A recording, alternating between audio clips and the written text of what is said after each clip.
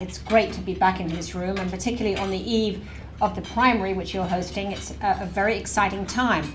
And it's also great, really, because I feel we all share at the Newsweek and the Daily Beast, and my team shares a sense, here is Detroit revving and roaring back to life, absolutely reinventing and coming back with a tremendous surge.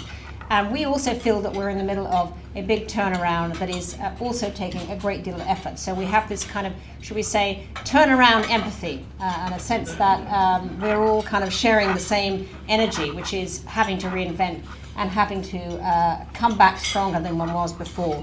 The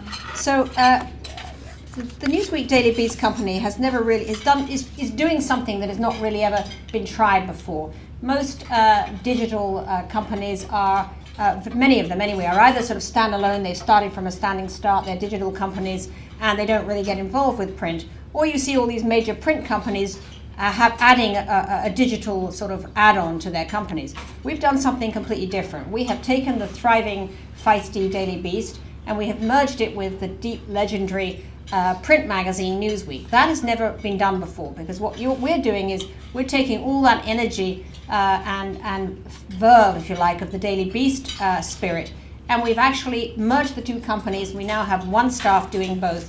The same energy that is putting out the Beast is now putting out Newsweek, and we're reinventing a magazine to be absolutely rigorously positioned against the rhythms of the web. So rather than it being, here's a magazine that's trying to somehow compete with the web or trying to kind of fit itself into the news cycle, we're reinventing Newsweek now, knowing that we are in a digital cycle, that we are in the news cycle, which has to be constant and 24/7. And so Newsweek has to really be something that supplies something unique and different. And what we see as important for a news magazine today is that it is predictive, and that it is reconstructive, and that it is thoughtful, and that it really provides you with a different rhythm of reading than what you're seeing on the web. I mean, in some ways, I think,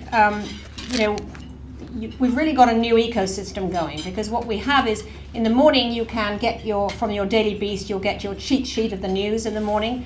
Then you can go on the site and read the brilliant writings and postings from such incredible blogs as Andrew Sunnivan's Daily Dish, which now lives on our site, or David Frum's brilliant column, or Patricia Murphy, John Avlon, Michael Tomasky, who are all here today with you. You can come on and read those brilliant, feisty, punchy columns that are there. And then in the evening when you get home, you're in a different mood. And at the weekend, you're in a different mood. Then you want something more reflective, and you want something more marinated, and you want something that's been more thoughtful. That's where Newsweek comes in. And I think that our iPad app, which also launched a few weeks ago, also adds to that universe of this whole 360 sense, sort of holistic atmosphere that we're publishing in. You can get all these different feeds into your sort of brain food. And so it's very exciting, and I think that our political coverage has been really leading the way. We've seen, for instance, Andrew Sunnivan's brilliant Obama cover story about how Obama's critics are all wrong. That absolutely reframed the whole way of looking at the president at the beginning of this year. It got 3 million uniques when it was posted on the Daily Beast, and it really became the subject of every sort of column and TV broadcast that followed on.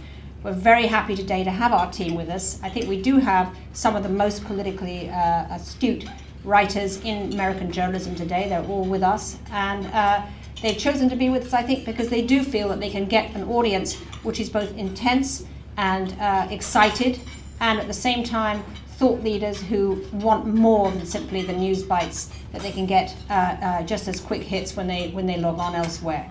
So I'd like to welcome them now today and ask them to come up and join us, and I hope we're going to have a fiery and feisty conversation on the eve of this great primary.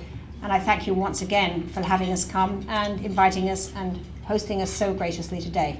Thank you.